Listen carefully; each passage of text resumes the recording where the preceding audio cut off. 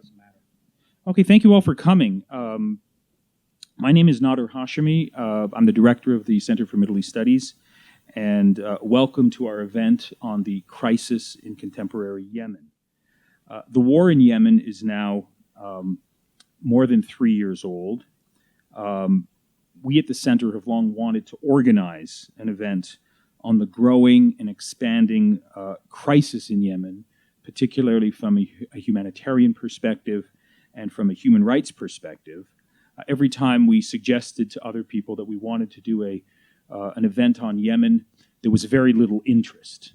But if you're following the story of Yemen as it's unfolding today in the contemporary Middle East, Yemen has now sort of shot to the top of the international concern about the Middle East, in part because of recent developments related to the murder of Jamal Khashoggi, the global spotlight on the Crown Prince of Saudi Arabia, Mohammed bin Salman, and the critique of his broader policy in the Middle East, of which Yemen is a key target of critique and criticism. Recently, there's been a lot of, I would argue, excellent mainstream media coverage of what's happening in Yemen. Ola Gurnin from the BBC has been in Yemen. About 5 days ago, there was a very moving and very difficult to read piece in the New York Times, a photo essay by Declan Walsh and Tyler Hicks that tried to lay out the devastating consequences of what is happening in Yemen. But despite the rising interest in coverage of the events on the ground in Yemen, there still is a huge chasm between increased media coverage and understanding of the background events, the contemporary players, the stakes that are involved, and then critically the role that the United States is playing or should be playing in this particular conflict, hence the organization of this event this afternoon. We have, I think, in my view, a stellar panel to help us understand, diagnose, and interpret what's happening in Yemen today. Ambassador Gary Grappo is a career diplomat. His postings have included Nicaragua, Portugal, Jordan, Oman, Saudi Arabia, Iraq, and Jerusalem. From 2003 to 2005, he was the deputy chief of mission and minister consular of the United States mission in Riyadh, Saudi Arabia, before being sworn in as the U.S. ambassador to the Sultanate of Oman in 2006. He's now a distinguished fellow at our Center for Middle East Studies, where he teaches graduate level courses on the contemporary Middle East, as well as courses at University College. John Willis is an associate professor in the Department of History at the University of Colorado at Boulder. He's an authority on the history and politics of Yemen.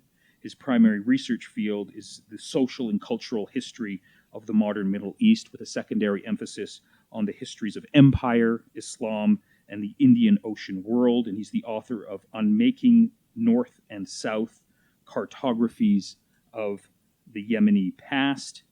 And last, but certainly not least, is Ammar Naji, an assistant professor of comparative literature and Arabic at Colorado College in Colorado Springs. Ammar grew up in Yemen, where he received his BA from Hodeidah University. In 2002, he earned an MA in English from the University of Nevada in Reno in 2006, and his PhD in English from the University of Wisconsin in 2015. We thought that we had to have a Yemeni voice on a panel dealing with Yemen, and so I thank John Willis for suggesting Ammar's participation. He just lives down the road, and we're very thankful that he made the drive up today to be with us on this panel. The format is going to be as follows. I've asked each of the speakers to give presentations of roughly 10 to 12 minutes. I've asked John Willis, as the historian, to take maybe a little bit more time in terms of laying out some of the relevant background issues that are germane to understanding what's happening in Yemen today. So I'll give him a little bit of time, but after each presentation, first John, then Ammar, and then Ambassador Grappo, I'll have maybe a few questions for the panel. We'll have a brief discussion, and then we'll open it up to the audience for your comments, questions, and participation. So with that as an introduction, thank you all, first of all, for coming. It's great to see a full house. As I said earlier, when we thought of doing an event on Yemen, a lot of the feedback we got is that who cares about Yemen? It's just not on our radar screen. It obviously is on your radar screen or you wouldn't be here. So that's good news. And now to the interpretation and analysis. Please join me in welcoming our panel. And John, over to you.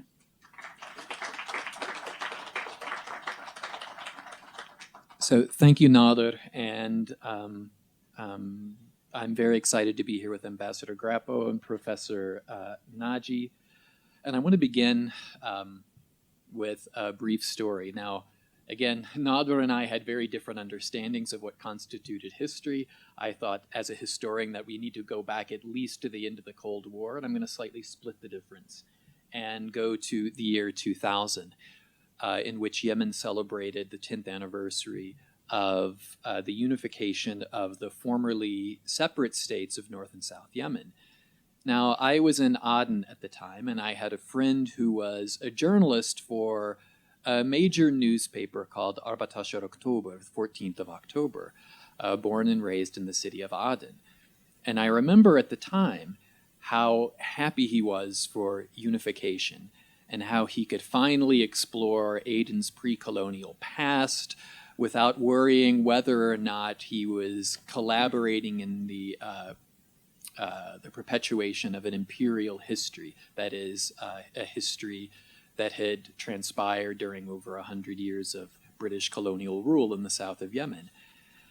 And I was there for a year, and I was gone, and then came back in 2001, and I remember meeting him again, and I remember him talking once again about unification and saying, "Khalas, ta'ibna min al-wahda," you know, it's done. We're tired of unification. It only took him a year, and again, what he was responding to was really the end of the promise of unification that arose out of the end of the Cold War, and the idea that this was supposed to bring political pluralism, stability, and economic prosperity in which all Yemenis would share equally.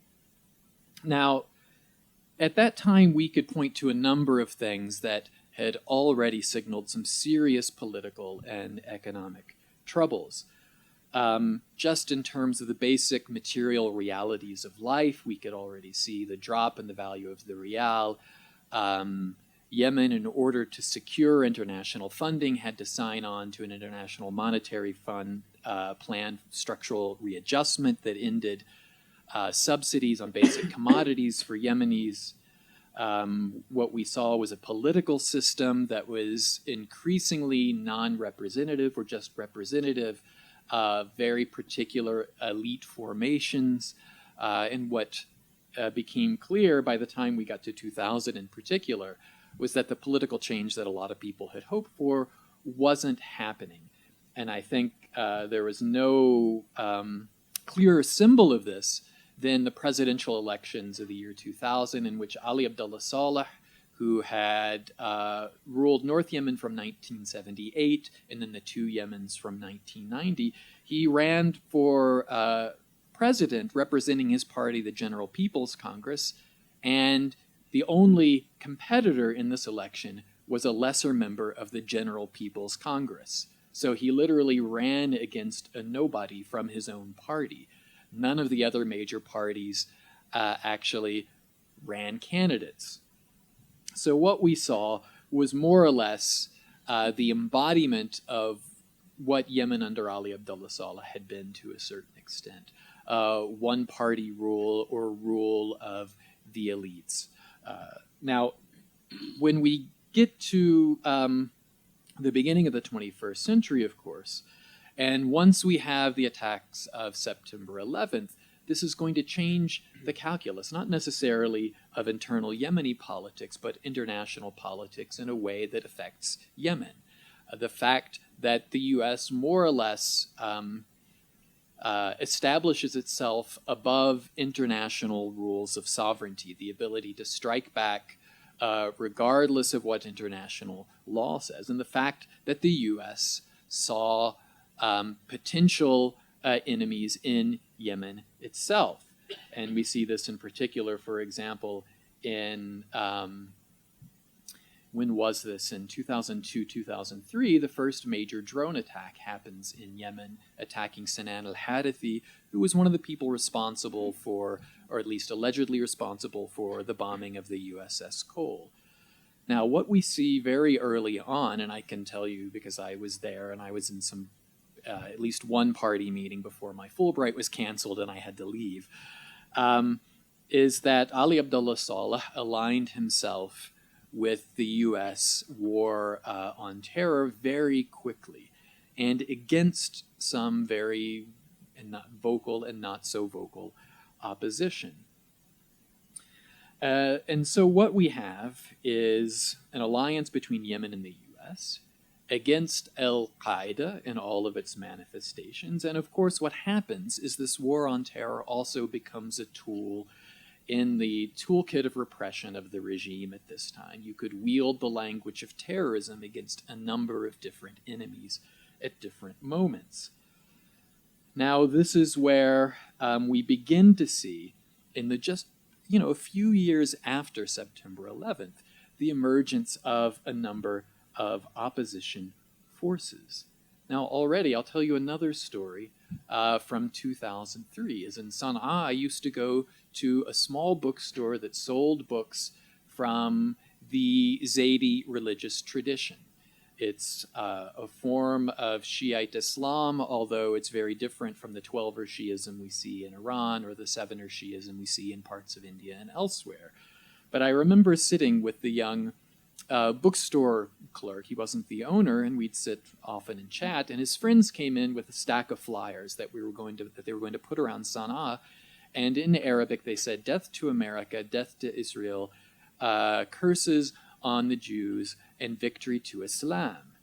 Now, for those who followed the news of the past 10 years in Yemen, you know this as the slogan of a group called the Houthis.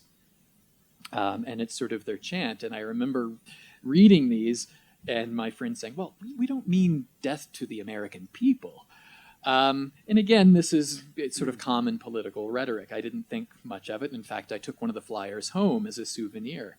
Well, it was only a year later that we really see the emergence of this resistance that people call the Houthi or the Houthiyin. And in fact, what it is, it's a group of primarily young men at this time who were part of a general religious revival that was really local but had its effects throughout most of North Yemen.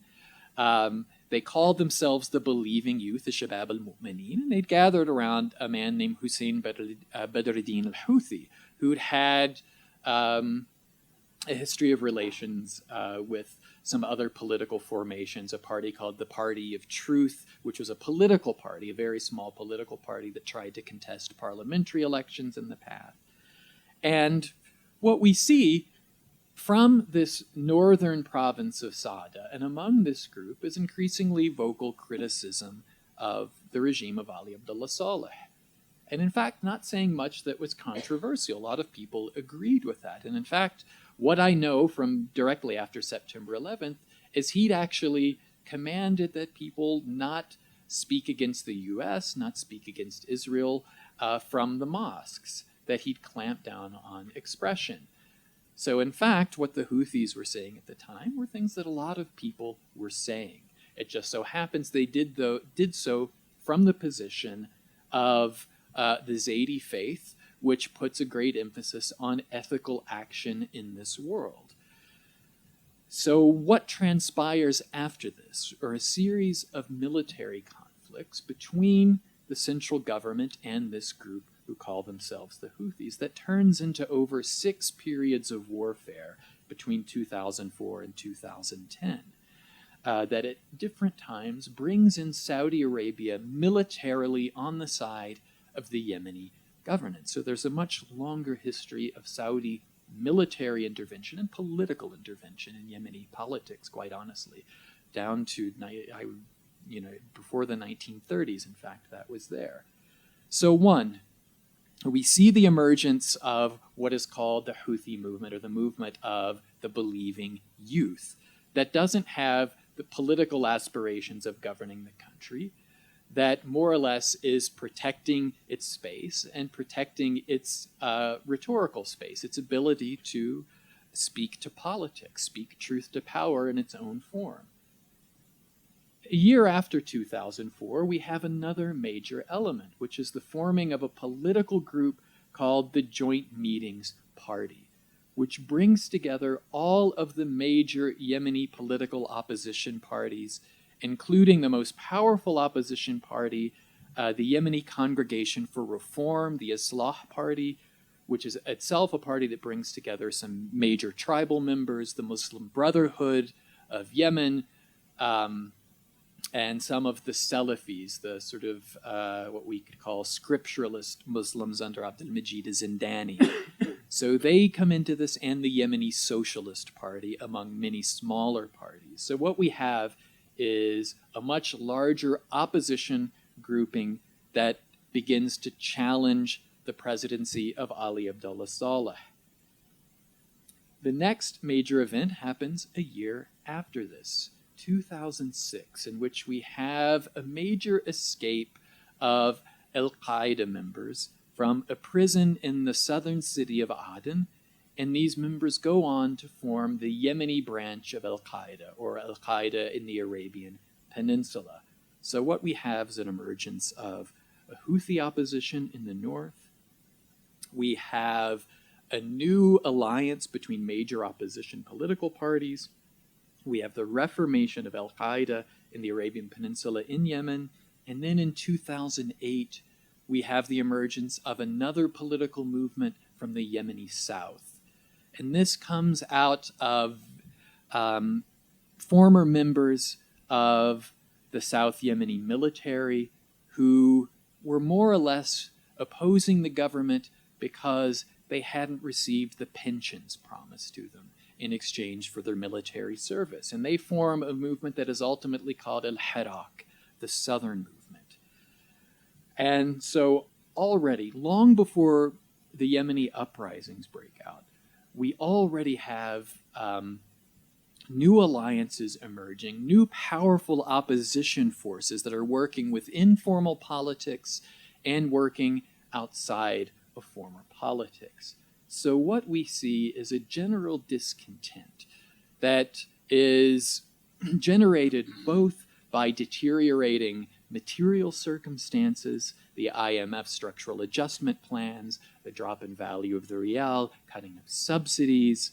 In the case of the South, really the economic death of the port of Aden after the USS Cole bombing. It's also due to a political system that is not really able to accommodate the desires of most people for an open political system. And then another thing that we have to keep in mind is increasing environmental degradation, in particular, the loss of water. Yemen had gone through a number of periods of drought since the 1980s, and then overconsumption, especially of non-replenishable aquifers in the north, have led to a situation in the capital. Sana'a is probably going to be the first world capital to actually run out of water. And especially in the north, we're talking primarily agricultural economy to a great extent. So bring all of this together, and then we have the breakout of the Arab uprisings beginning in Tunisia and spreading to Egypt. Now for Yemen, I think what's most important, symbolically of course, is the fall of Hosni Mubarak, one of the many Republican presidents for life that we see in the Arab world that increasingly looked like Yemen was going to follow with Ali Abdullah Saleh. He had several years previous declared that he was going to step down, but then sort of came back into power after public opposition to his resignation. So what we see are the outbreak of demonstrations, peaceful demonstrations, that already have some organizational framework in terms of the opposition parties, the joint meeting Congress, to a certain extent the Hirak in the south and the Houthis in the north, but even more so we have a new populist politics, especially on the part of students and civil society activists. And this is where Tawakkul Karman of the Reform Party becomes very outspoken and very well known. But it's also a lot of students on the campus of the university. And of course, what ultimately happens is we have clashes between demonstrators and the military that results in over 50 killed. And ultimately, major opposition parties coming to speak out on behalf of many of the demonstrators. Now, what ultimately is going to happen, if you ask me, in terms of my personal interpretation, is you see the populist uprising more or less hijacked by major political factions, including the army. And it's ultimately between these factions that we see some sort of modicum of solution achieved in the Gulf Cooperation Council plan that comes out the next year. And again, I think we need to see the GCC plan that leads to the resignation of Ali Abdullah Saleh and the creation of a national dialogue process as part of a larger Saudi and Gulf response to the Arab uprisings. It should be seen, in my opinion, as part of a general Saudi Arabia-led counter-revolution that tries to undo many of the gains that were achieved in the early parts of the Arab uprising. So, for example, what we're going to see is GCC support for the rise of Abdel Fattah Sisi in Egypt in 2014. We're going to see, in particular, Saudi and Qatari intervention in the Syrian civil war. We see the GCC military intervention in Bahrain in 2011.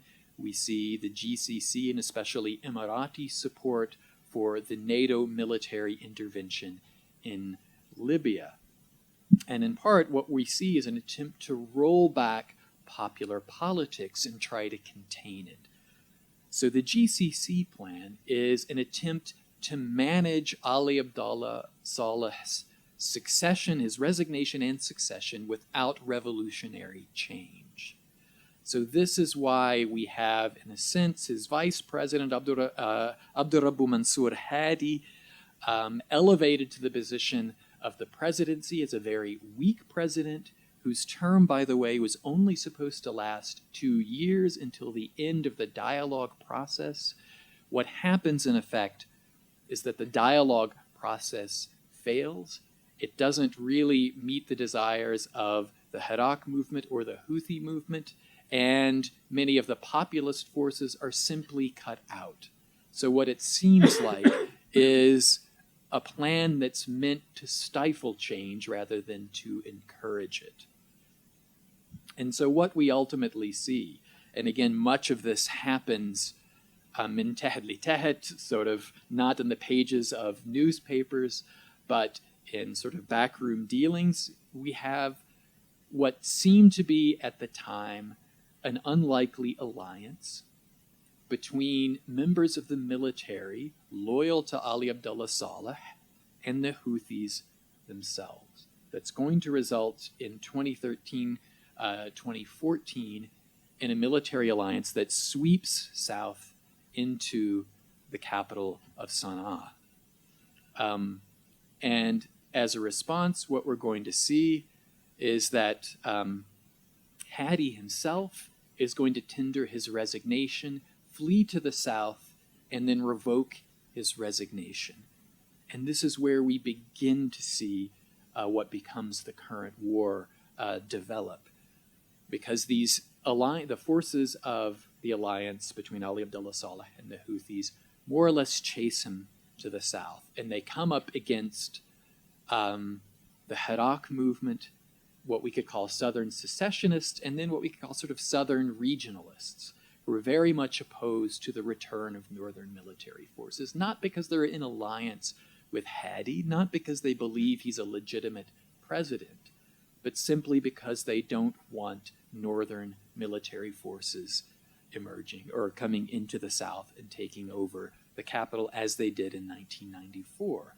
And this is where we see an alliance of convenience between Southern opposition forces, between Hadi and his supporters, and then ultimately the forces primarily of Saudi Arabia and the Emirates, who both want to reapply the GCC plan, and they create an alliance really an alliance that they've bought that includes Egypt, that includes Sudan, that includes Morocco, to a certain extent Pakistan, and others who otherwise have no stake in this conflict, but they're all tied in particular to Saudi Arabia or the Emirates in different ways for political and for financial support. And this has led us to what initially was called Operation Decisive Storm, and then what other ludicrous names they've given this afterwards. And this brought us to what we're seeing now, which is over 3 years of violent war that both has elements of a civil war, but also of an invasion from external powers that, of course, has brought Yemen, especially North Yemen, to financial ruin, to political collapse, and to what we can only call a humanitarian crisis, which the country has never seen and the region has probably never seen since World War I. And at that point, I'll leave it to the other panelists.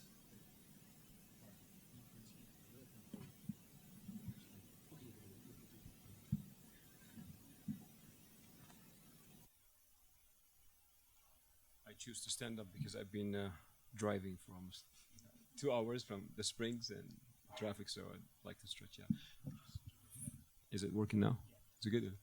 Well, first, thank you. I'd like to thank Nader and the panelists for organizing this. And I say this not because I'm a Yemeni, it's also because I have seen a combination of both support as well as silence in the U.S. Academy when it comes to Yemen and how we look at the crisis and how we analyze the crisis and what the media presents about Yemen and what the experts say about Yemen. So let me maybe give a sense of what I'd like to do. I'm not going to give the historical background. I think that's definitely useful and important given what's going on now, and to be able to understand, as John said, to be able to understand the complexity of the situation, but also to be able to look at how do we look at the present and go back a little bit to see what are the genesis of this, the roots of this. Some of the questions that have been asked recently in the U.S. Academy, I would say in some places, and it's interestingly enough that you see a specific type of orientation in the U.S. in the United States when it comes to Yemen and what people talk about. One of the things that have been talked about is this war sectarian? Is this a sectarian war? Is this a sense of contest between what we might describe as Muslim monarchies and Muslim republicanism? So these are some of the things that we have to take into consideration given what's the complexity of Yemen. But I'd like to kind of give a sense of where we're at right now, and then I'll take you back to some of these historical conjectures, I would say, that John has mentioned. Today, Yemen, and I have some notes here. I'll read through some of them quick, and probably some of the in-depth analysis and discussion will come in the Q&A. If you feel like that, I have to skip over some of them. The conflict has begun over years now, but it has become especially violent since March 2015. That's when the Saudi-led coalition got involved. The poorest country in the Arab region has become a violent playground for the Middle East's regional and international. This is so important that we keep in mind Yemen has this intervention, the coalition-led intervention has its regional as well as international implications here. After the Arab Spring, and this is what John was describing to us a minute ago, toppled some dictators across the Middle East and North Africa, Yemenis also wanted to see change. This regional wave of uprisings initiated and transplanted in interesting ways into the Yemeni soil. We see then that Saudi Arabia played into this, and I agree with what John was saying, that they forced him to, and actually to find a way out of this revolution to kind of, distinguish this sense of revolt, that the populist revolt, that of the people themselves. And maybe we'll find out why that is done this way. That the then his deputy was Mansour Hadi. And by the way, Hadi comes from, and this is very important to keep in mind, when we're talking about a tribal society. Hadi comes from the south, trained and studied in Russia, and he's fluent in Russian as well. He does not have the same power as Saleh when it comes to tribal allegiances and when it comes to the way he controls. So he's looked at as a different. And if you're from Yemen and if you have a kind of a southern accent versus someone who talks like San'ani, then you'd be looked at in a different way. You evaluate in a different way. So that's one thing to keep in mind. So he didn't have that power in the first place when he was pushed by the Saudis to be actually to replace Saleh. So the transition comes in, and then we have Hadi. What happens? Nothing really changes because everything is still in the hands of those loyalists to Saleh, and everything is still in the hands of Saleh, even though he was forced to resign. Now it's very important to look more closely at to all of these things, and I'm not going to go again. To go and repeat what he said, what John was also mentioning about the GPC, Saleh's major, the strongest, I would say, political party in the country. But one important thing that happened, and I think that had maybe you see the germs of this conflict till this day, is the fact that the General People's Congress Party, which was, as I said, was Saleh's major, was the largest political party in Yemen and was in direct clash with also Islah, the reformists. So this clash oftentimes is overlooked. And what exactly was driving Islah to do the things that they wanted to do? What kind of reform they wanted to really initiate in the country versus what Saleh was already doing for almost 30 years or so? And that's the question we're missing in this discussion. Where exactly the shift that's taking place in terms of reformation in Yemen? In 2014, and of course after this, the wars with the Houthis, and also this is something we can talk about in the Q&A, what is it that Hussein Badruddin al-Houthi was doing before the start of the war? What was he advocating as the sense of a Zaydi sect, or a Zayd, kind of the Shiite rebellious group? What was he doing? So I remember times when we students, we would see actually pamphlets coming from Sa'da. That's where the Houthi, and interesting enough, most of these pamphlets were educational. So they're specifically targeting the youth for a specific ideology, and that's interesting. What is it that they wanted to do as a Shiite rebellious group? So in 2014, the Houthis, and I'm jumping here a little bit, I'll explain why. The Houthis actually took over Sana'a, the capital. How possible? A small group of minority, in fact, took over the capital. Saleh was helping them in various ways. The loyalists of Saleh were, and if you look into the initiative stages of the Houthis, when they were protesting in the Tahrir, Imidan Tahrir in the capital, were actually protesting because they're using these slogans of we're oppressed, we're not giving our civilian rights, and so on and so forth. How come that they actually were able to take Sana'a? And they captured Sana'a, forcing, of course, Hadi to flee to Saudi Arabia. And that's when the conflict game starts to really show us the different political, regional constituencies of what's going on. Now, Saudi Arabia looks at this as a threat to its borders with Yemen. And they say, well, this is Iran, and this is very important to us to kind of to think about. What was the realistic, and how much of that was in fact true in terms of what Saudi Arabia was doing that time? They're saying this is what Iran is doing. They're trying to actually make sure that they have that Iran is going to gain a strong foothold in Yemen, and that starts a different sense of reaction by the Saudis and the Gulf states. Now we get to the military intervention itself. The military intervention, by the way, had a devastating impact with more than 10,000 people killed since March 2014. I have family. They live in Sana'a. My parents do live in the capital. I was born in Hodeidah. I also have family members who live in Hodeidah, which is the coastal city, which is actually where the fight is going on right now these days. and the borders, the Sahel Gharbi, the western borders of Hudaydah, Tuhaita as well. And all of this had led to a mass damage in that area. But also the interesting thing that we see, most of the targeting had aimed at a specific thing is, and that is we have to understand, that's something we have to understand. How do you use food as a weapon?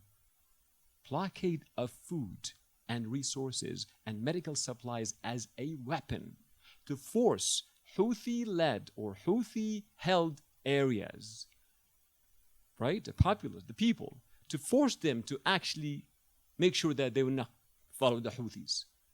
So we look at the atrocities of this what the coalition is doing, but also they have a specific goal for what they're doing and why all of these attacks. And I'll mention a couple of them here. So, for example, Saudi warships have physically blocked ships, and this has been reported by United Nations, World Peace Foundation, and so on and so forth, that they blocked supplies to Yemen that comes from overseas. They blocked them by their warships. They also, the destruction of infrastructure, then destruction of food and medical supplies. It's interesting that in Hudaydah, there are about more than 8 dairy plants. So what the coalition did is they bombed all of these plants. They don't want people to have, food supplies. Let us, make sure that they starve to death. Then they may follow and this is something that I say as a Yemeni, growing up in Yemen, I have friends I keep in touch with through all of the social media. I was shocked when I had Sunni friends. They come back, send me emails, and I keep in touch with them, and they look at me and they say, I want to be a Houthi tomorrow. I want to turn to a Houthi supporter tomorrow. And these are Sunni. I want to fight along the sides of the Houthis. You know why? Not because I like the Houthis. No, we don't like the Houthis. What do they want? What is their agenda? That is something we have to look into. And I think that's the job of the experts and analysts and so on and so forth. It's because of what the coalition is doing. The blind aggression that they have, the massive destruction that they've caused. A foe becomes an enemy, right? So if you look at the first stages of when the coalition started, you have people in the Sana'a and Ta'iz going out and say, thank you, Salman, shukran, Salman. We thank you, Salman, as the king of Saudi Arabia, for your intervention. But now 3 years since this started, what is the gain? What is the gain? The gain is not that much. So the question that I wanted, maybe I'll end here, a couple of questions that we continue this in the Q&A. This is something we have to think about in terms of where does this leave us? A couple of scenarios, or maybe a couple of points here. Will the coalition, led by Saudi Arabia and its minister, Mohammed bin Salman, the Minister of Defense, be held accountable for destruction and massive devastation and the killing of thousands of Yemenis? Nader mentioned Jamal Khashoggi 2 days ago. I was listening to, I have some Turkish friends that I talk to from time to time, and they were showing me a picture of a protester and actually in Istanbul, and actually was in London. And this was for Jamal Khashoggi's, the case, but they were still talking about Yemen. And I think what triggered this reaction, the media coverage of Khashoggi has been more prominent than 9/11 in the United States. And the question is why? Is it just because of one journalist killed? No. It's because of the atrocities of what we have seen in Saudi Arabia, in the Gulf states. So this buildup of all of these actions, I think so this protester was actually showing people, look, Yemen, in the Khashoggi case, we should look into that. He should be held accountable. And she was talking about Mohammed bin Salman, accountable for the killing of thousands of Yemeni children, innocent people. They had nothing to do. If this is a war between, as they claim, Iran is a proxy war between Iran and Saudi Arabia, why are you killing all of these people? Why are you starving them to death? Why are you blocking all of food supplies and so on and so forth? So I'll end here and say one of the things we have to think more about, or maybe to look into more introspectively here, is it's not simply sectarian divides. It's not simply sectarian divides, but also to think about the nature of the realignment of alliances in the region and what happened 50 years ago between Saudi Arabia, Egypt, Iran, Yemen, and the Gulf states. Thank you.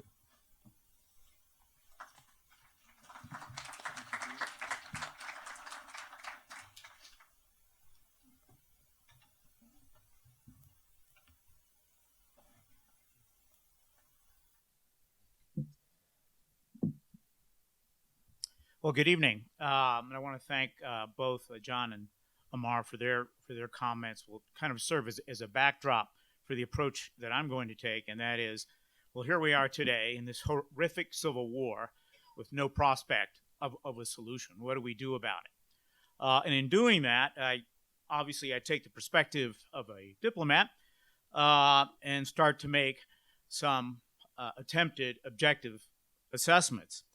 And that is, first of all, trying to decide what is it the various contending sides want, how much progress has been made by the various sides in achieving their goals, and measuring those against the resources that have expended and may additionally be necessary going forward. To some extent, what are the costs? But like any business, and even tragically in war, these are sunk costs. We have to look at going forward and how do we do that. And then, of course, to answer the question in this specific case, can there really be a winner in this civil war? Now, you will read in the media and comments by just about everyone that there cannot be a winner in this war. Practically speaking, that's true. There cannot be a winner in this war. But on a theoretical basis, I will tell you there can be a winner. And if you want to see a very near case, then look at the case of Syria. For 5 years, the various parties, with the exception, of course, Bashar al-Assad, said that there could be no winner in the civil war in Syria. The United States probably said it more than anyone. Today, of course, we know that Bashar al-Assad, thanks to the critical support he received from both Russia and Iran, has won that war. And how did he win it? Scorched earth. If you go to Aleppo, one of the most beautiful cities you'll find in the Middle East, it's leveled. It's rubble. And if you're willing to settle for rubble and a decimated population, then indeed the Saudis can win that war. And I was very interested by the comments of Ammar. The Saudis cannot do what Russia did in Aleppo or anywhere else in Syria, or what Putin did in Grozny in 1999 and 2000. He leveled that city too.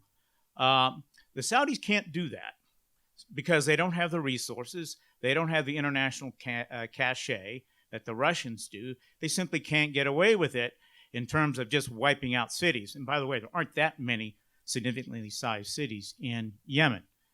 But what they can do, and what they are doing, is exactly what Ammar said.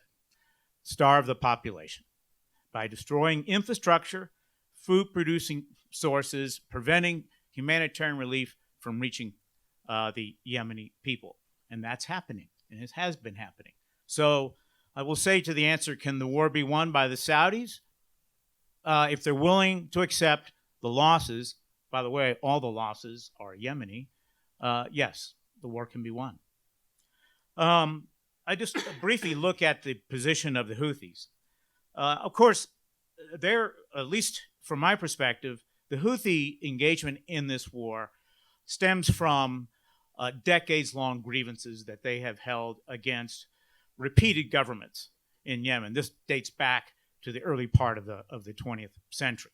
They have always been marginalized, have not been given the resources, have not had proper representation. And this is a reflection of their frustration and exasperation that they have taken up arms and marched on Sana'a and actually captured Sana'a, much to the shock of many, many people in 2015. Um, but I think all sides recognize that the Houthis are neither competent nor effective enough to govern Yemen. They cannot. Not because they're Houthis and Zaidi Shia Muslims, but simply because in the history of Yemen, no tribe or tribal faction, or even collection of tribes, has managed to control Yemen through military prowess. Ali Abdullah Saleh is a perfect example of that, who was able to manipulate various coalitions of groups to govern for as long as he did. It's one of the reasons that he once described governing Yemen as dancing on the head of snakes. He would probably know, since he was probably the most venomous of all the snakes in that country. So for the Houthis, what is victory? It's survival. And they've survived 3.5 years of pummeling by a country that has the 4th largest military budget in the world.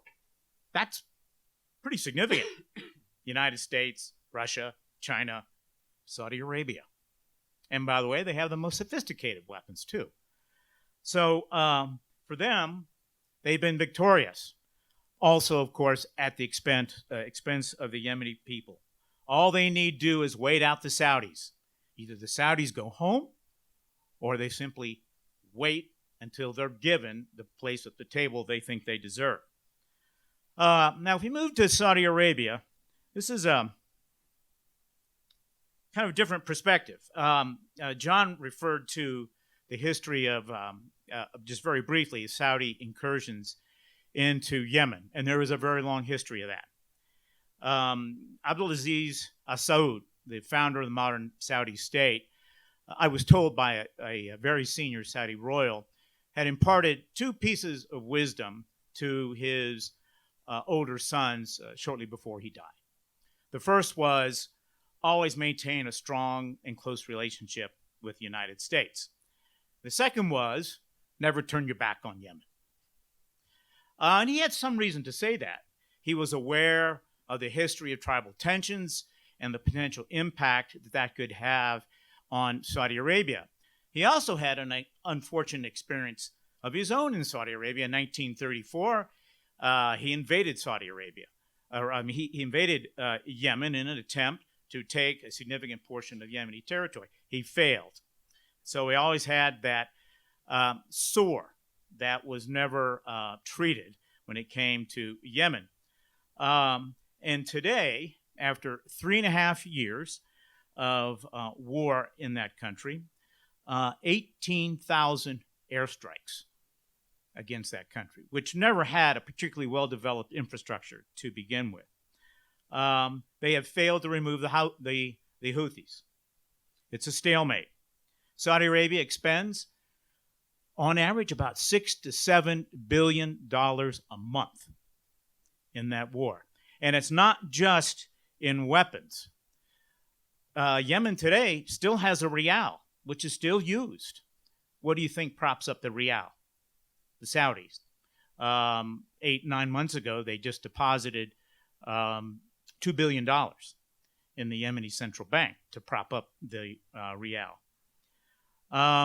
The prospect of the former president, Mansour Hadi, governing for any significant period of time is pretty much gone to zero, although it's possible that he could very temporarily, as a stopgap, assume the presidency. He enjoys no legitimacy in very many places in the country, and he certainly can't be effective in governing the country. So the Saudis are faced with pretty dim prospects. They cannot win this war unless they go for an all-out scorched earth policy, and it's not clear they're not trying to do that, but they can't leave either, which is a classic definition of a quagmire, which most Americans of my age know very well.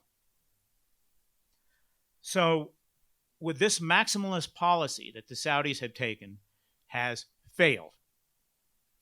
And the only thing they can do is continue to pursue this failed policy, if for no other reason to save face, and that's certainly what Mohammed bin Salman, the crown prince, is attempting to do now. He cannot simply withdraw. So that leaves this war, or the prospect for addressing this war, in the hands of one country, and that would be this one, the United States. Now, let's be clear. Our support for Saudi Arabia in this war didn't start with Donald Trump. It started with Barack Obama. Barack Obama decided to support the government of Saudi Arabia in pursuing its war in Yemen. Why did he do it? I think he did it certainly against his better judgment, given his decision not to intervene in Syria. And it was done to mollify the Saudis after we had signed the Iran peace deal, the Iran nuclear deal in 2015. In his view, in the view of many of his advisors, particularly in the Defense Department, the United States simply couldn't afford to stiff the Saudis twice, i.e., to sign this nuclear deal with Iran and then turn their back on Saudi Arabia in its pursuit of a war without any clear solution in Yemen. So we provide all the aerial refueling for the Saudi war jets that are dropping munitions on Yemen. We sell them almost all the bombs and almost all their aircraft. All of them. By the way, we just did some deal late this summer worth about $2 billion with American defense contractors. So the American defense contractors, particularly a handful of them, you know their names, are actually doing quite well. Probably the only ones in this war who are doing well. We provide logistics. We even provide intelligence to the Saudis.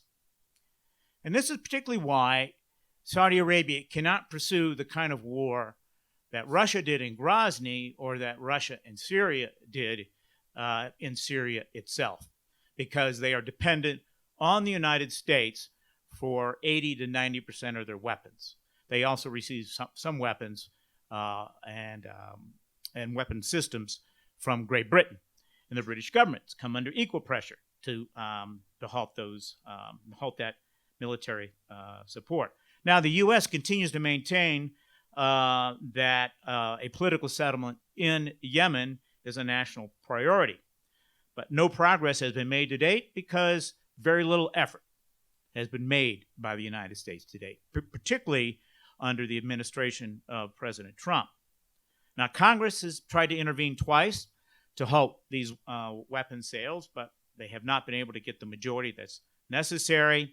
And in fact, in August, Secretary Pompeo overruled the advice of the State Department staff and certified that Saudi Arabia is taking all necessary and appropriate measures to minimize civilian casualties in the war in Yemen.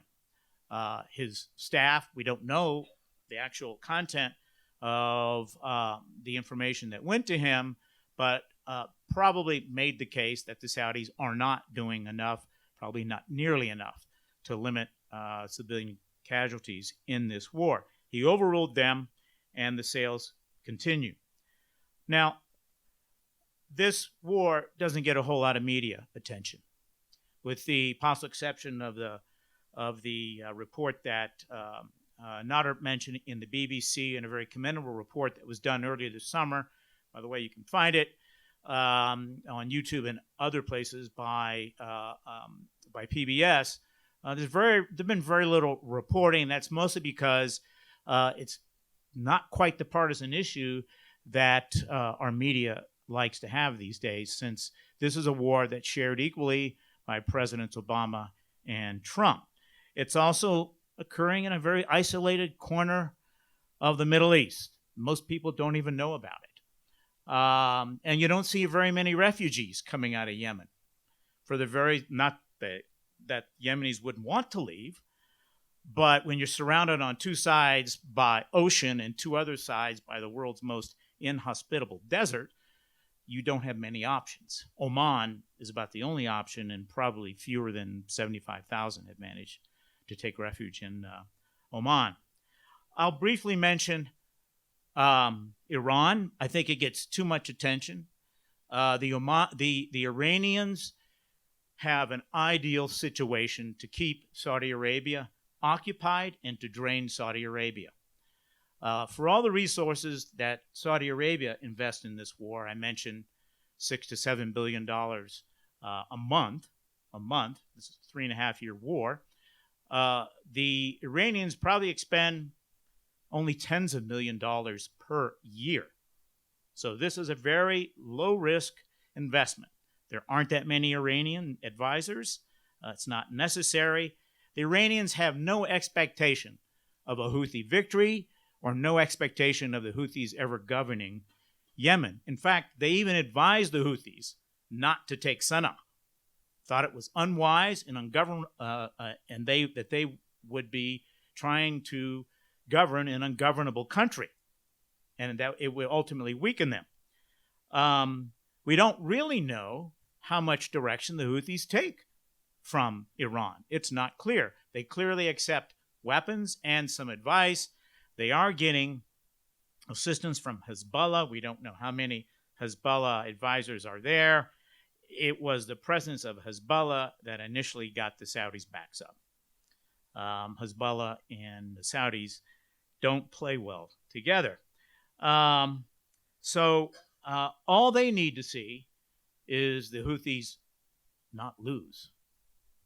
And in that sense, the Iranians are winning for, as I said, a very modest investment. So the ultimate, and I haven't mentioned them, but the ones who care the most, the Yemeni people, effectively have no more control.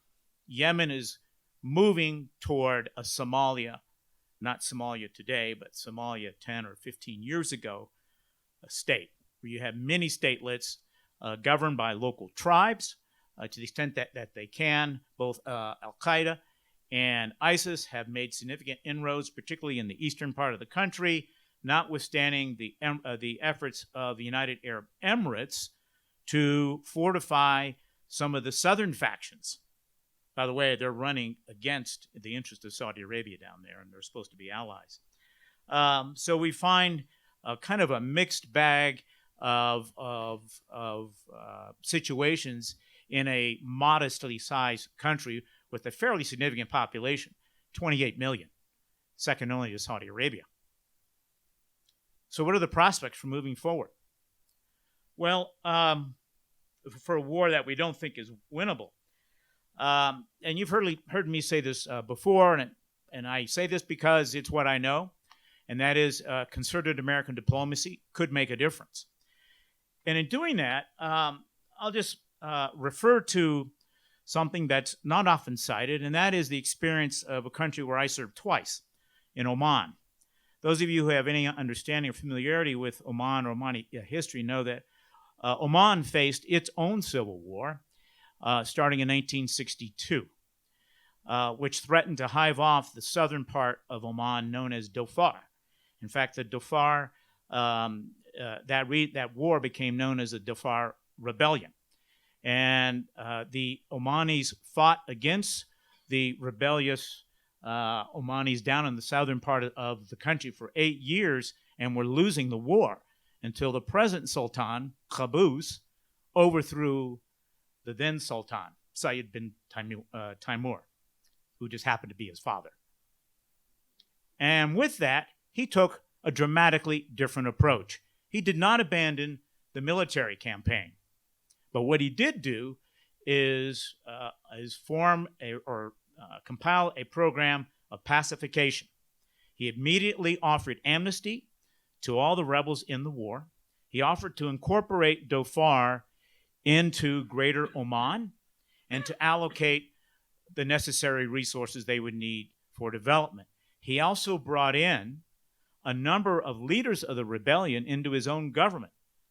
The current foreign minister of Oman had been a dissident who had sided with the rebels in the Dhofar rebellion. And there had been other ministers and former ministers who had been part of that rebellion too. So the plan that he took was able to pacify the Dhofar and integrated it into Oman. He was dealing with all the same sorts of tribal conflicts and tensions maybe not to the same scale, but certainly the same variety as they're facing in Yemen. In fact, the approach that the Sultan took to end the Dhofar rebellion was borrowed by David Petraeus when the U.S. launched its surge in 2007. If you read the documentation, those who put that strategy together referred often to the Sultan's approach to end the Dhofar rebellion. So taking that approach and in using the United States or the influence of the United States could possibly bring about at least a cessation of the hostilities. And that would probably have to start with a suspension of the military support we're currently providing to Saudi Arabia, whether it's bombs, weapons, intelligence, and certainly aerial refueling. Without that, Saudi Arabia would not be able to pursue the current war in Yemen. I'm going to end there, and I'll look forward to some of the questions from all of you. Thank you. Well, I had a series of questions I wanted to ask the panelists, but we're a little bit over time. You've all been sitting patiently for over an hour, and I want to give the audience a chance to ask questions, and maybe during the course of the audience questions, I can insert my own. So the floor is open for questions and comments. I think we have a microphone here that's circulating, so please raise your hand to get the microphone. First question right here. And before you speak, keep your questions as short and concise as possible so we can get to as many of them as possible. Thank you for your comments, gentlemen. I want to know what you think, if any, is there a leader or a tribe that can govern in Yemen if everything calms down? A leader of a tribe. I think what we have seen in this revolution and the uprising, as John said, was this the appearance of the young generation. So they really wanted to, because if you think about Hashid and Bakir, which was the two major tribes in Yemen, and Saleh already played that role. You know, his ability to be able to have this tribal allegiances. I think that all kind of similar to the case of in Oman, but I'm not sure if that's going to be. To be honest, I'm not sure if that's going to be a solution, that you have a tribal leader leading the country. I'm not sure if that's going to really respond to the call of this populist revolution, the uprising. I think the solution to Yemen, and this also the question that the former ambassador was raising, the winning situation is when Yemenis themselves. One of the main reasons why the national dialogue failed is because it was actually presented with a pre-arranged agenda. Who brought it is the Gulf states. It was not a solution made, or I would say even initiated by the Yemenis themselves. From all the different variations of tribes, those who were in position of minorities, from the Hirak al-Janubi, from the south, from the north, it was not. The national dialogue was a way by which the Western countries, the West, as well as the Gulf states, were trying to find a way as a middle ground for this revolution. And it failed magnificently. It failed because it's not what the Yemenis wanted to. And I think if there's a solution that comes from within, it's not going to come from without. Let me just push you a bit more on that question. Walk us through the steps that need to happen to find a Yemeni solution to the current war. What would have to happen? Obviously, there would have to be a ceasefire and the bombing would have to stop. But do you see within your own sort of view of your own country the possibility of Yemenis getting together, perhaps under UN supervision, to solve the internal political problems? Is that a possibility? And if so, how would it look like? If you could sketch out a best case scenario. Best case scenario, I think there's a possibility. I think the UN has utterly failed to be able to negotiate or find a mediation ground for the Yemenis to come together. And I think one of the things that, despite the fact that they had, who was the person, bin Umar, and then they had the other person, I can't recall the name, Griffith, going back and forth, just wasting time, basically, in case, making sure that whatever comes as a solution is also something that the Gulf states agree to or maybe have a kind of a way to to negotiate with the Gulf states for what's going on in Yemen. So the best case scenario would be if 2 days ago, and I'll mention this quick, 2 days ago, a group, actually the leader of the Houthis right now is Abdul Malik al-Houthi. He, actually 2 days ago, there was this family member, his name is Muhammad Abdul Azim al-Houthi. He's actually forming a resistance group to the Houthi movement. You see what's going on now? So the Houthis are now fighting, and he started actually creating a coalition from within Sa'da and areas in Amman to fight against Abdul Malik al-Houthi. And this guy is also a Houthi fighting a Houthi. So how does that help the situation? We're talking about best case scenarios. The problem is, what I'm trying to say here is this. There's always going to be a sense of conflict in Yemen for so many reasons. So we're talking about history of, it's not, this is the problem with the Western world. We think that we have this one, formula that can fix everything. No, it is not. The complexity of things. And when I talk to students about Yemen, and they say, it's easy to get simplified and have, if you want to have an overnight scholarship, you can have that. You go to actually listen to someone like, Glenn Beck and all of these media outlets. They can give an example of that, right? The thing is, the best scenario in Yemen would happen when you're able to change the ideology of the Iraq people. You're able to change, to bring in a common ground. And there is actually one. But I think all the forces around it, the West, the Gulf states, they don't want it. They don't want that common ground to actually be activated. They want sectarianism to flourish in that context. And I think that was mentioned by the king of Saudi Arabia. He said to his sons before he died, Al-Yemen, khayraha wa sharraha lakum. That what comes is good and evil from Yemen is going to impact you. So they took that, but they could not see that if they find ways to solve a solution, it can come from within the Yemenis themselves. And the common ground, we have seen it in the national dialogue. I'm not sure, I don't need to get to the details of the national dialogue, but there was so much of pressure and force in the national dialogue from outside when there were actually groups of people coming together and say, we can find a solution. We don't need those coming from outside to tell us what we can find. Let's find a solution. And the solution can happen when the Saudis are out of this, when the Gulf states, when the Emiratis, what they're doing in the south, in Aden, what they have done in Yemen. All of these, are these possible solutions to all of these? No, I don't think so, to the outsiders. But it's from within, and that's going to take time. It's not going to be an overnight thing. Okay, thank you. Let's take another question. Yeah, at the back.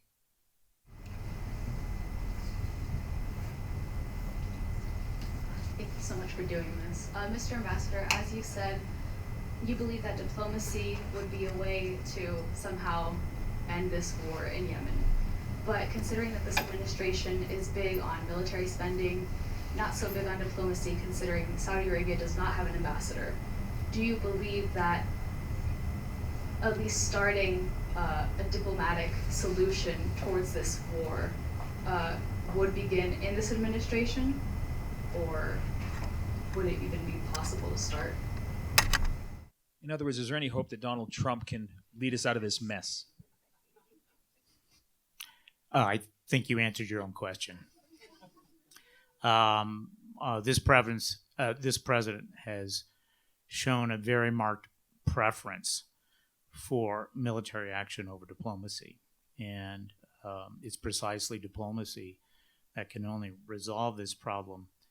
And in this disastrous war in Yemen, precisely along the lines that Ammar just pointed out, a genuine national dialogue, which, by the way, would take a really long time. There are a lot of tribal tensions in that country, and it would take a long time. It took Lebanon 15 years, and they never settled it.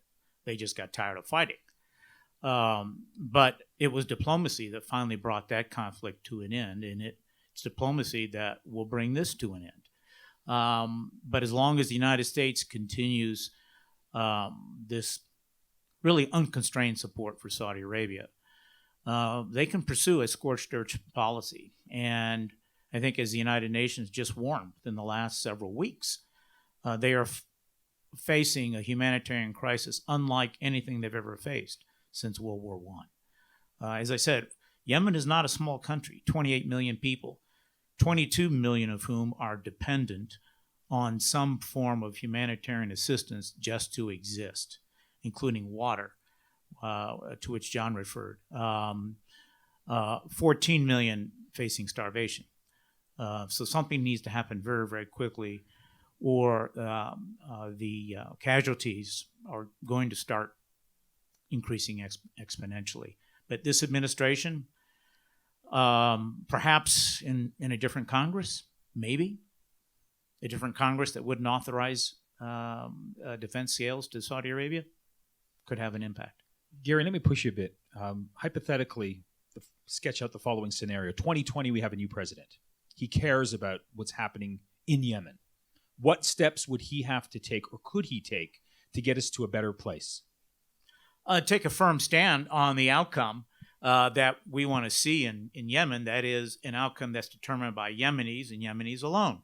But that will require the endorsement of all the outside powers that are involved in this, to include the United States and Iran and Saudi Arabia. Right now, those three don't talk to one another. Well, the U.S. and the Saudis do, we think, even though we do not have an ambassador in Riyadh today. So I'm not sure who's doing the talking. But with those states a party to an understanding in which we allow the Yemenis to sort this out in their own way, whether it's a national dialogue or some other nonviolent way, and all interests are given a seat at the table, eventually they will probably be able to work something out, if only on an interim basis. Mm-hmm. But of course, the fighting will have to stop. Okay, let's take another question. Yeah, go ahead.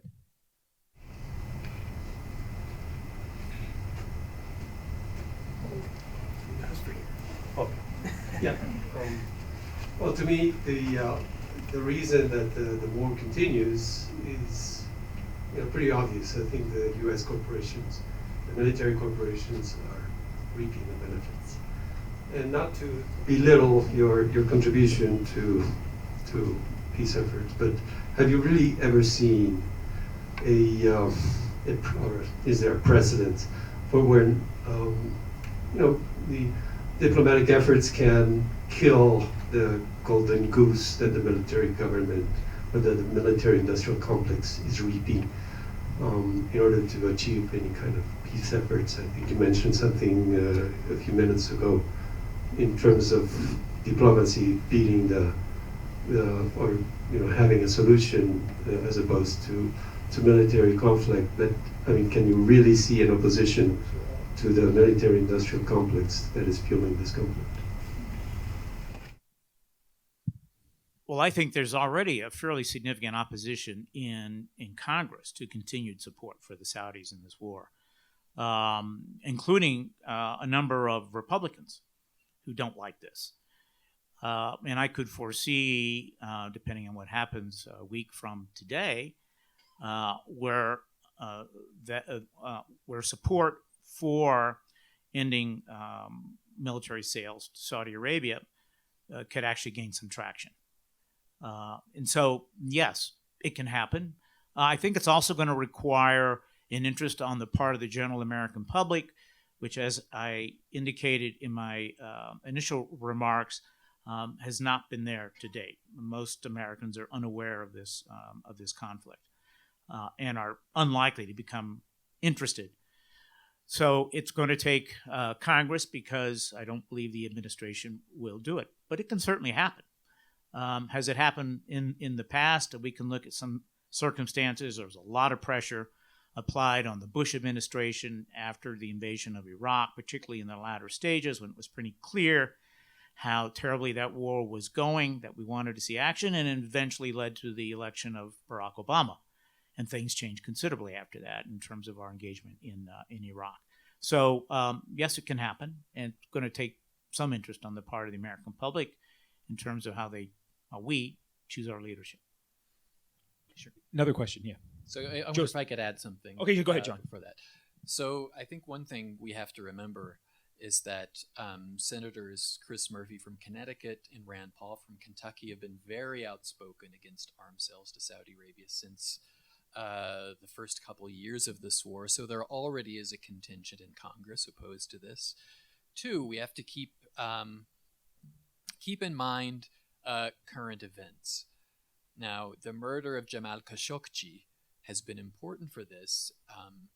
Again, for those of us for whom Yemen is very dear, it's awful that we had to wait until this event for people to notice Yemen. But because of this murder, now people are suddenly looking at Yemen and looking at this war and looking at the combined policies of Mohammed bin Salman.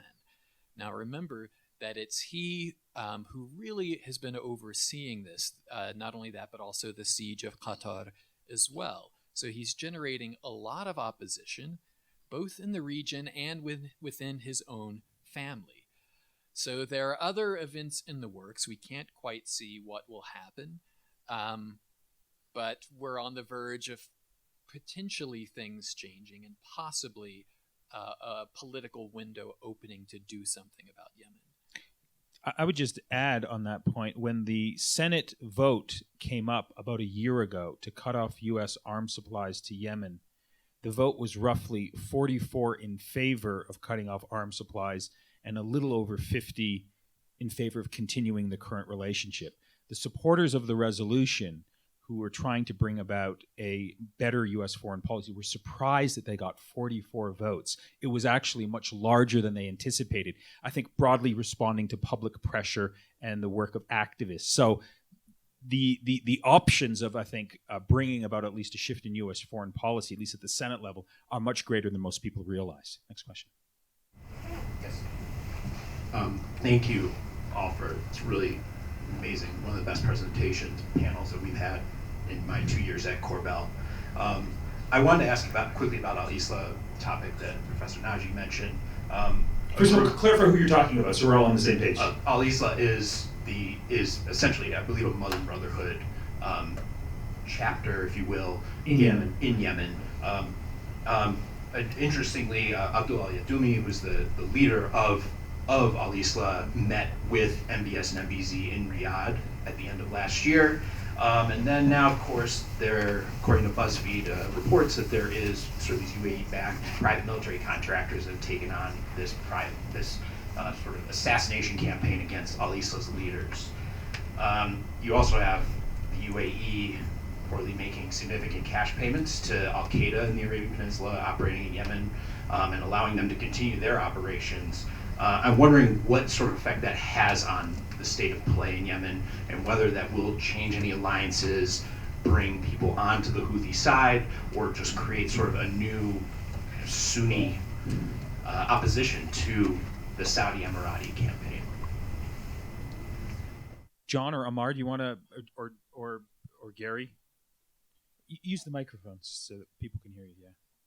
I'll go first. And then okay. So let me say something first.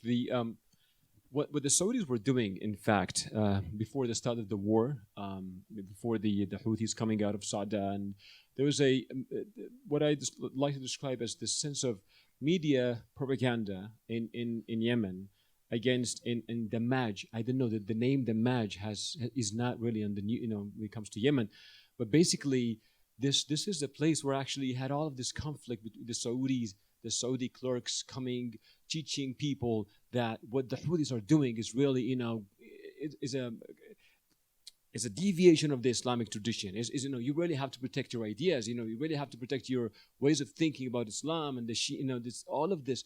And what I don't think in the history of Yemen, the Islah as Islah, right? They got the funding. The most of the funding they had that comes from the Saudi sources. There were lots of conflicts within, and I would say also keep in mind that the Wahhabi school of the Sunni branch in Islam doesn't really completely, I would say, fit the context of the Yemeni Zaydi doctrine. It's not quite the same. So we have seen conflicts between the leaders of Islah talking about maybe the new branch of it, which is more of the new generation that seem to be more interested in what the Gulf can do and what Saudi Arabia specifically, because of what they were offering in terms of funds. And but I would say after the ousting of Saleh and this problem with Islah, the Saudi Arabia, I think, chose that as a way to say to Islah, you know what, you can come to us. We can use you. We are going to exploit you now as a political party in Yemen. And then we're going to actually send out from Riyadh as a way. If you look at most of the leaders of Islah, actually, where are they now? They're in Riyadh.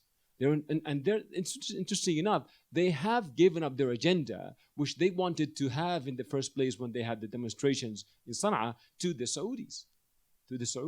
So I think that the Islah has lost its voice as an internal political voice in Yemen because of what they have, the way that they have done it, the way they have they exchanged these kind of political as well as ideological, if you will, ideological agenda with the Saudis. And does Saudi Arabia have the specific vision for what's going to happen? I would say in terms of the new religious practice or the whatever they wanted to, they did want something to change, but I don't think it's working. I don't think it's working. It's a big failure in Damaj and what happened in Damaj, which I think led to the crisis. I hope that addresses the question. If Thanks. John, did you want to add something? So I'll add something. This is a good point that Ammar is making about, in a sense, the ideological position of the believing youth.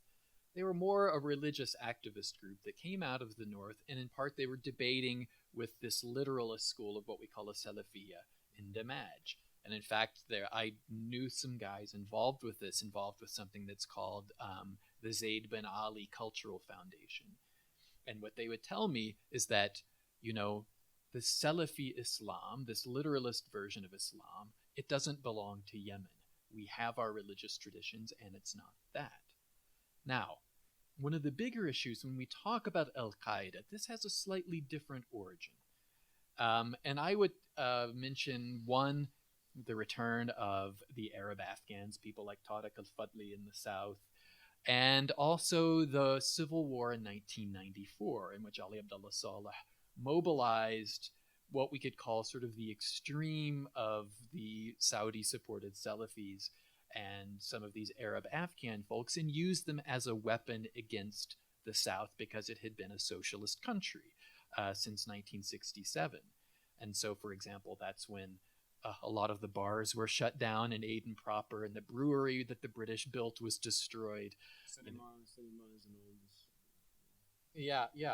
And then, of course, again, there's a history already. Long before September 11th, there were already Al-Qaeda attacks inside of Yemen. They called themselves the Aden Abyan Islamic Army at the time. There were already victims. There was already a war against the Yemeni state. So this was already part of the political terrain. The actual Houthis were actually fighting Al-Qaeda in the Arabian Peninsula after 2006. So what we have is a situation in which both the Emirati military and the Saudi military have more or less employed people who are affiliated with Al-Qaeda in the south. And we see this, for example, when Al-Qaeda held the southern city of Mukalla, and the Emiratis were in charge of expelling Al-Qaeda. And we heard in the West lots of news stories about their great success in expelling them. Well, they didn't expel them militarily. They more or less let them leave and relocate. So what we have is not in the sense that the Emiratis and the Saudis like Al-Qaeda. They do not. They would, in their own countries, they would do everything they could to destroy them. But in Yemen, they're a handy tool to use against the Houthis, and they can declare that the Houthis are Rawafid, people who are heretics, and can use them very instrumentally. But of course, it's always going to be the Yemenis that suffer from this. Let's take maybe one more question, and then we'll start to wrap it up. I see one hand there. Go ahead. Thank you. Very interesting discussion. I was wondering if any of you knew about the status of oil production in the Marib al-Jawf Basin, which is out to the northeast part of the country, because that could be a significant revenue stream for somebody. I'm not sure who. Ammar, do you want to take that on? Sure, yeah. I think Al-Jawf, I'm not sure, to be honest, I'm not sure if this is still, operating as, given the fact that what happened in Ma'rib in terms of the conflict between some of the groups and also this Al-Baida, and also I think Al-Jawf has that situation. It was when right after the Houthis were trying to actually, after they captured Sana'a, so they were trying to get to to this kind of neighboring cities and small districts. And I think what happened was with the support that came from the coalition, and it was a different type of support. It was not the airstrikes. I'm not talking about the airstrikes yet. I'm talking about ammunition, logistics. What happened in Jawf was you have this formation of small groups protecting their own territories, but I'm not sure who is if it's still operative and it's still working. It most likely be in the hands of the tribal groups that are in charge of those districts. But I didn't look at the Jawf, and that's really a good question, and there's so much that one can look into. Gary? The U.S. company Hunt Oil used, they were the ones who are operating in Yemen, and my information may be somewhat dated, but I know over the last 10 years, and of course there's none now, but they were facing declining production numbers, and so the resources that they were exploiting were beginning to decline. Now, Jawf, I'm not quite certain about. There have been reports that there may be something there, and the Saudis may have their eyes on it. But you don't hear much discussion because I think, more broadly speaking, the various parties to this conflict recognize that the resources available for commercial exploitation at the moment are quite limited, and that would include oil and gas.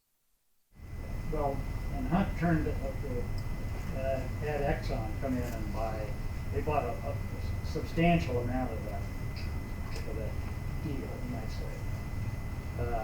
There needs to be a lot more exploration in the area if the times were peaceful. Well, on that note, let me, please join me in thanking the panel for their comments tonight and their presentation. And let me just, a brief shout out to a high school student here in Denver, Camille, who just left, who was a big inspiration for us to organize this event. Her interest in this story, pushed us over the line in terms of whether we should do an event on Yemen or not. Obviously, it's an interest that appeals to many people, and so I want to thank Camille. You can pass on that message. And follow us on our website or on Facebook for forthcoming events that we're organizing on this region. Thank you.